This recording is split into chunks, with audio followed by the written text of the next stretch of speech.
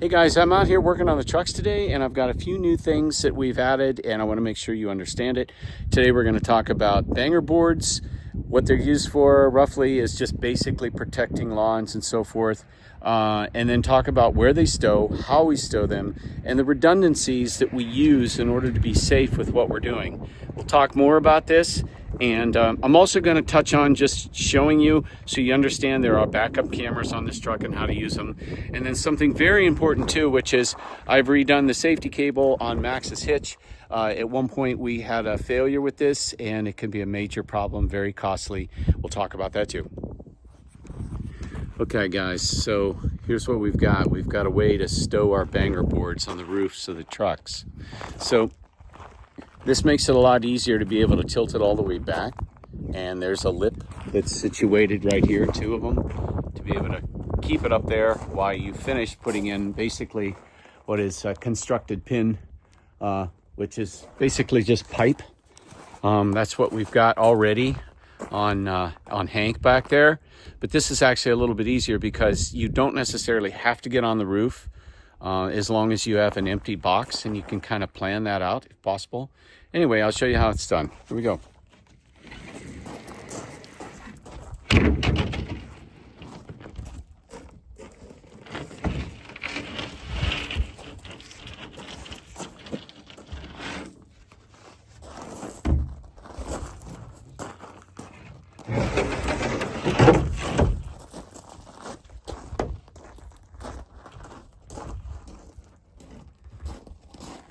Now at some point, what you're going to want to do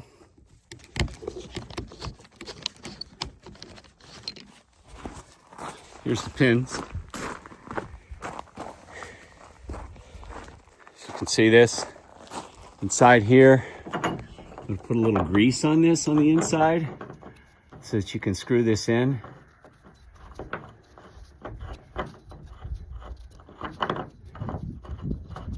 There it goes. And I think 4 is probably as much as we want to store up top here. I'm also going to put a 1/2-inch sheet up here because a 1/2-inch sheet apply is just a quick, easy fix to put up against a window or even lean up against a fence, which will protect the dog ear, similar to fence board protectors. So we'll put the 1/2-inch sheet up there and we'll get it finished up here in just a sec. Okay, I'm gonna just put a little bit of grease on this. And you know, this stuff's gonna need to be applied from time to time. And we've got some spray cans in the truck too with silicone spray that would work too. But this end is tight, and this end will screw into the hole. And basically you just need to hand tighten this. You don't need to reef it on because we're gonna also put another protection system, just a redundancy, which is a bungee cord. And I'll show you what that looks like in a little bit.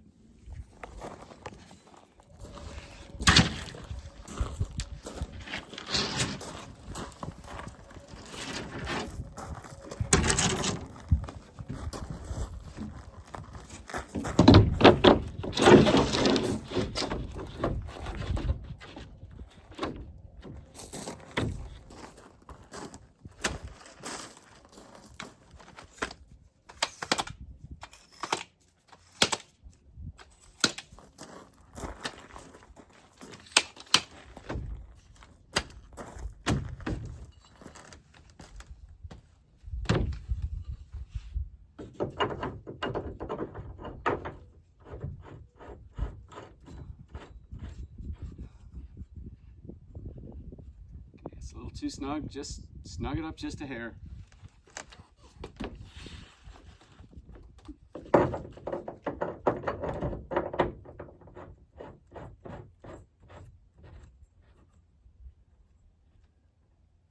Good enough.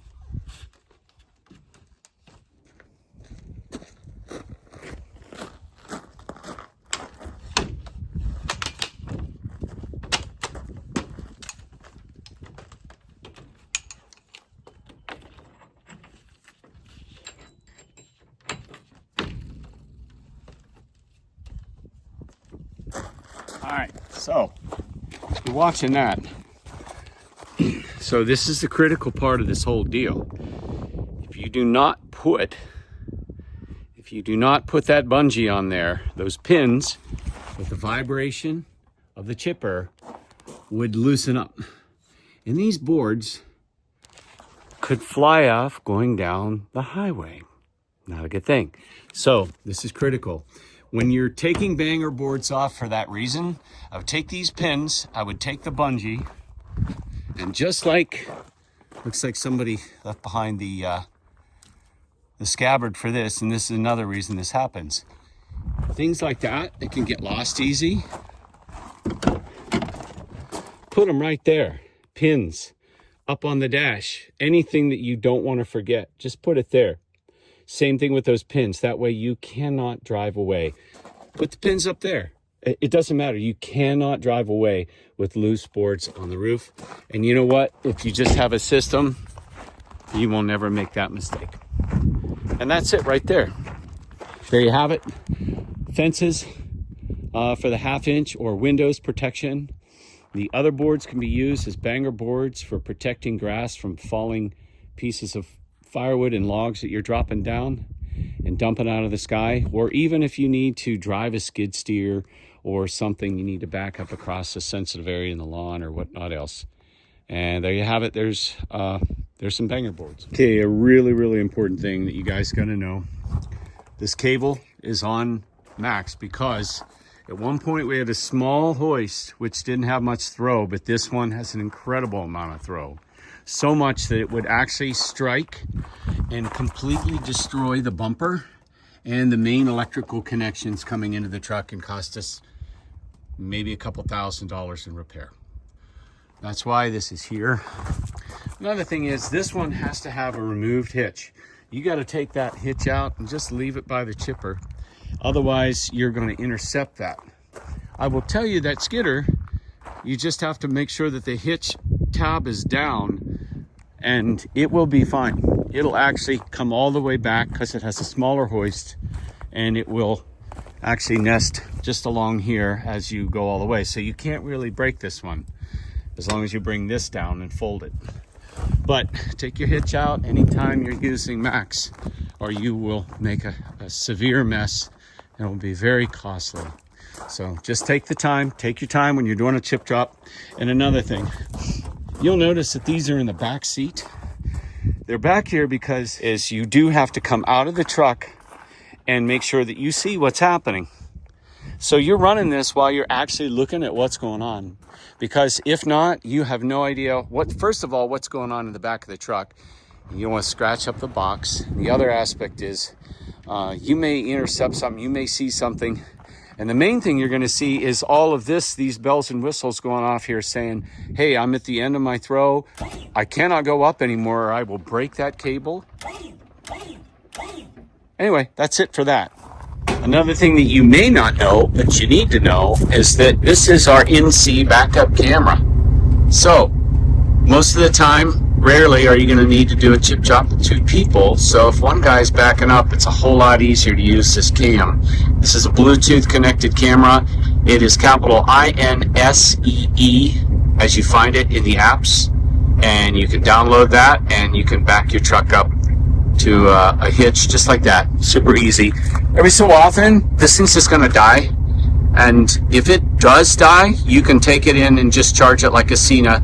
There's an 1/8 inch plug-in where the other cords are all coming out of the charger in the saw shed, and just put it on the charger, and the next morning we can put it back on, and it's just going to be helpful. And there you go.